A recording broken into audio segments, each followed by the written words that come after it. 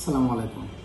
আপনারা জানেন যে আজকে থেকে সারা বাংলাদেশে টিসিবি 690টি ট্রাকের মাধ্যমে যে কোনো ভোক্তার জন্য তেল, চিনি এবং মসুর ডাল বিক্রয় কার্যক্রম শুরু করেছে।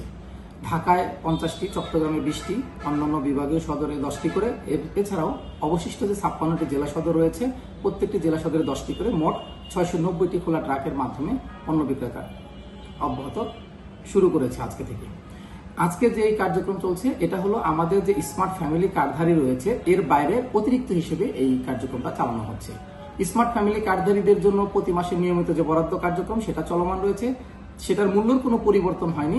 তবে আমাদের যে ট্রাক সেলের মাধ্যমে যে কোনো ভোক্তা সামগ্রীর জন্য যেটা রয়েছে এটার জন্য মূল্যটি বাজারের তুলনায় সহনীয় করা হয়েছে। তবে মূল্য নির্ধারণ করা হয়েছে 135 টাকা লিটার তেল, 85 টাকা কেজি চিনি, 60 টাকা কেজি মসুর ডাল।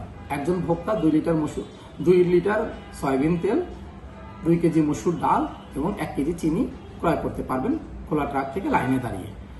গতকালকে আমরা একটা প্রেস বিজ্ঞপ্তি দিয়েছি। এই প্রেস বিজ্ঞপ্তি নিয়ে অনেকের ক্ষেত্রে ভুল বোঝাবুঝির সৃষ্টি হয়েছে।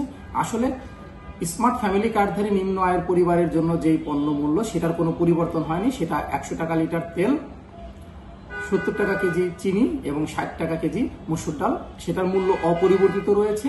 তবে খোলা ট্রাকের মাধ্যমে যেটা বিক্রয় করছি সেটা স্মার্ট ফ্যামিলি কার্ডধারীর বাইরে অতিরিক্ত হিসেবে এই ক্ষেত্রে আমাদের পণ্যের মূল্যটা বাজারের সাথে সাশ্রয়ী করে রাখা হয়েছে। এটা যেহেতু যে কোনো ভোক্তা কিনতে পারে, এজন্য এই পণ্যের মূল্য নির্ধারণ করা হয়েছে একটু আগে আমি যেটা বলেছি সেই নির্ধারিত হারে।